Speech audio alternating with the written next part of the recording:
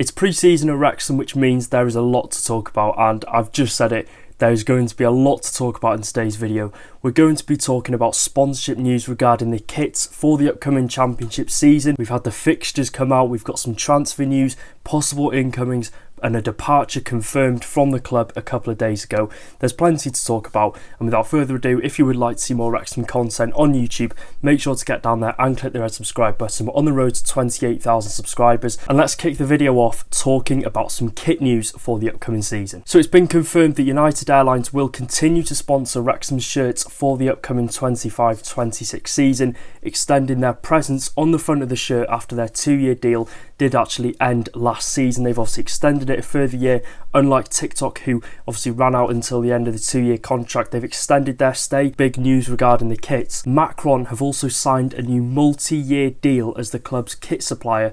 This will be the 9th year that they've been involved in the club, obviously with the training shirts, with the polos, with the leisure wear and the kits. That'll definitely cause a lot of debate in the comments below, and will definitely cause a lot of debate regarding the fans at Wrexham, because we've all had that dream of, it's right there, having Nike back at Wrexham. They drew up some masterpieces that season, obviously with the home, away and third. We've had Adidas, they were okay. We've had some really nice designs over the past few seasons, but I think in terms of simple but classy designs, Nike really don't go wrong with that, and I think it would have been brilliant to see us possibly have a new sponsorship deal with Nike. But let's hope Macron can obviously draw up a masterpiece like Nike have done for us in the past, because we're in the championship now. There's going to be lots of people seeing our shirts.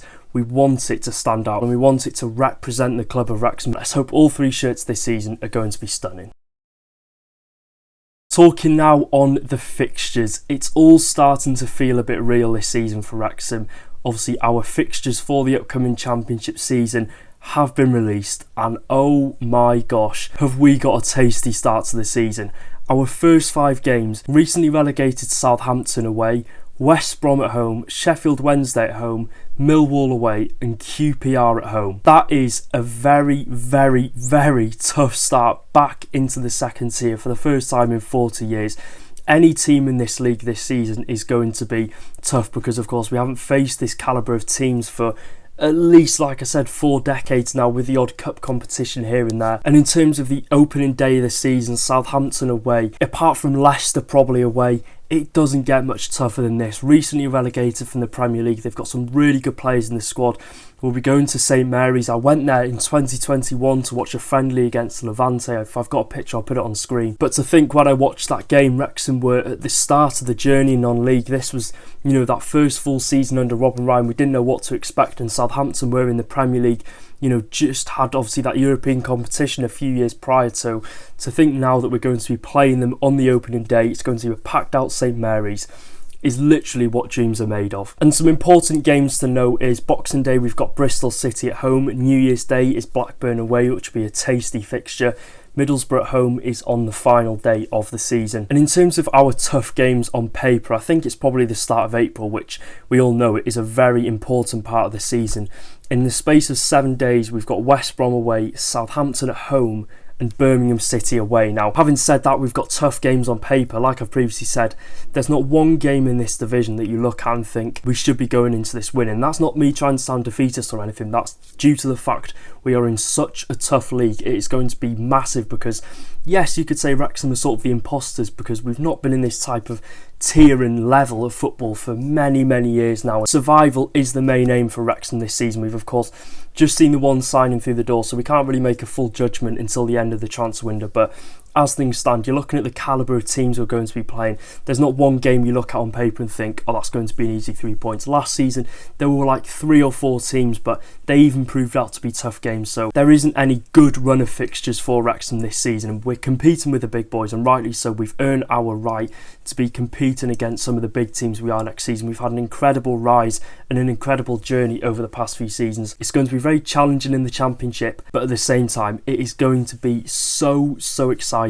You know, with the multiple away days, the big teams coming to the racecourse. Just imagine if we get to see us beat Leicester City at home, Middlesbrough at home, you know, even Southampton, Ipswich. If we can pull out 3 points against those teams, it will be a massive testament to how far Wrexham have come under Robin Ryan. And it still doesn't feel real that I'm saying this now. Our opening game of this season in the championship is Southampton away. So talking on the departure now, Will Boyle has left Wrexham after 2 seasons at the club. He's made the short journey to recently relegated League Two side Shrewsbury Town, where he has signed a 2-year contract at them. It's a good move for him. I think he'll go in there and he'll be a starter because, he's a left-footed centre-back. Shrewsbury, I believe, have recruited heavily in that centre-back role, so he's going to have competition, but his experience in that division is something that I think the manager will definitely look at him and think he should be starting for us, because they're going to look to be bouncing straight back up to League One. Will Boyle, he's got that experience, 2 promotions to League One under his belt, so I think it was a no-brainer that he was going to leave, and I think it's a good move for him. It was inevitable after his non-existent game time over the past 12 months. I think we saw him play 3 fixtures over the past season last year in League One, so it's a good move for him. He's continuing to play at a good level. Of course, Shrewsbury hijacked that move. Obviously, Gillingham are in pole position to sign Will Boyle, but Shrewsbury Town have beaten them to his contract, and yeah, it's a good move. We wish him all the best of luck, and I would say we wish him success for this season, but as Shrewsbury Town, I hope Boyle personally has a good season, but I hope Shrewsbury do back-to-back relegations. Talking now on, in my opinion, a very good bit of transfer news, and a very interesting bit of transfer news regarding a possible incoming to the club. Now, Wrexham are plotting an ambitious move to sign Liverpool left-back Owen Beck on loan after impressing for Blackburn Rovers last season in the Championship. Glasgow Rangers up in Scotland are also the other club that are interested in signing him, so it's a massive bit of transfer news for me, and it looks like there is some truth behind this, because Owen Beck, of course, has had 2 previous loan spells at Dundalk and at Blackburn Rovers last season in the Championship. We're hearing that Liverpool are ready to offer the Wrexham-born left-back a new contract, so it's sort of nailed on that this will be a straight season-long loan, no option to buy. Owen Beck, of course, would just continue his development, and at 21 years old, I think having 2 seasons under his belt in the Championship, he'd get regular game time at Wrexham.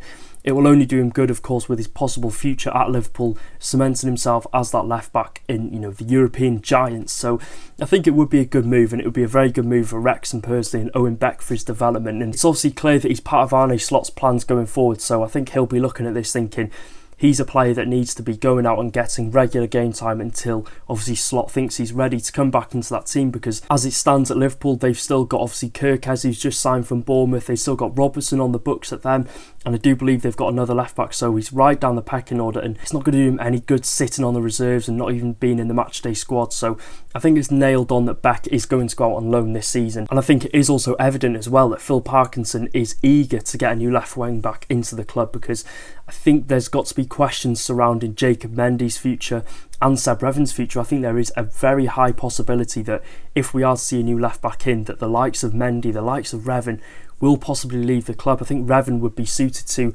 obviously a loan move to maybe a League One side, and Mendy, I think there is a chance that he could leave on a permanent deal. And something I love about this possible signing is the fact that Owen Beck is Wrexham born and bred, born in Wrexham, having a Wrexham player into this project, of course, from a higher league club, cementing himself as that starter down that left wing back, of course, to be the successor of James McLean, who's been a great servant to the club and obviously had competition to McLean. I think it would be brilliant, obviously, having another Wrexham born player into this team, and just really showing, the ambition that Wrexham has. He'll understand that. He'll obviously be in Wrexham born, will know all about this project at Wrexham, and whether that will give us a slight advantage over Glasgow Rangers to possibly get him to put pen to paper at us, we really don't know. I don't think it would. Obviously, Wrexham fans might think he might have that sentimental value towards the club, but in terms of him, it's about playing at the best level possible, getting the best development as possible, continuing that for when he's ready to be in that Liverpool squad. Something else I like as well, he's young and he's also on the brink of a Wales call-up, and he needs to be playing regularly to obviously do so to get that Wales call-up under Craig Bellamy. So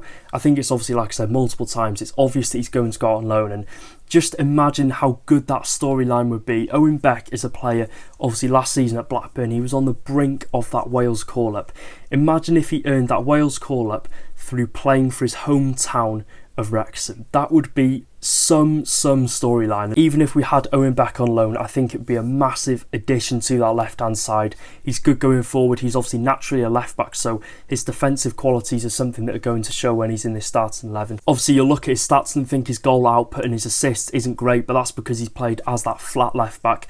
At Wrexham, of course, we'll be seeing him going a lot more forward on that left wing back role, possibly getting a few assists and goals to his name along the way. But overall, I would be so happy with Owen Beck signing for Wrexham. It would just be brilliant to see a homegrown player come into the club and just really relish that challenge of Wrexham being in the Championship, coming into it as underdogs. So let me know your thoughts in the comment section down below. I think it would be a very, very good signing, and one that I think would excite and please a lot of Wrexham fans. So I just want to round off this video with talking about Welcome to Wrexham. In my opinion, I'm not really that film type of person. I do like a documentary, but in terms of sports, we've obviously seen the Arsenal documentary, All or Nothing, we've seen Tottenham, we've seen Sunderland, and there might be a bit of bias coming out, but I genuinely think season 4 of Welcome to Wrexham this season is the best football documentary out there. The way it is put together, the storyline, the editing, it is just fantastic. And I'm gutted there were only 8 episodes, because you could watch that over and over again. There could be 40 episodes and you would not get bored of that. It was fantastic. Everyone that has worked on the Welcome to Wrexham documentary, obviously the producers of it, the people that are editing it, have done an amazing job. It is by far the best watch I've had on telly in a long, long while. And like I said, there might be a bit of bias coming out, but if I was a non-Wrexham fan watching that, it's emotional. I would find it hard. If that was Tranmere Rovers, I would be looking at that thinking, you know, about the speech that Rob McElhenney did to the players, you know, the footage of when they were younger. If that was Tranmere Rovers, I'm not even joking, I genuinely think I would have shed a tear as well, because it is just so well produced, and it really just does show how much the football club means to Rob and Ryan, the fans. It's just brilliant. Let me know your thoughts on season 4 of Welcome to Wrexham. It's renewed for season 5, so even if we have a mid-table finish, I'm sure it will still be a masterpiece. So if you did enjoy, make sure to drop a like, make sure to click the red subscribe button if you are new, and I'll see you in another video. Take care guys, and as always, up the Championship Reds.